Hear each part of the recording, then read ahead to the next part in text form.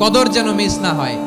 21, 23, 25, 27, 29 নাকি খালি 27?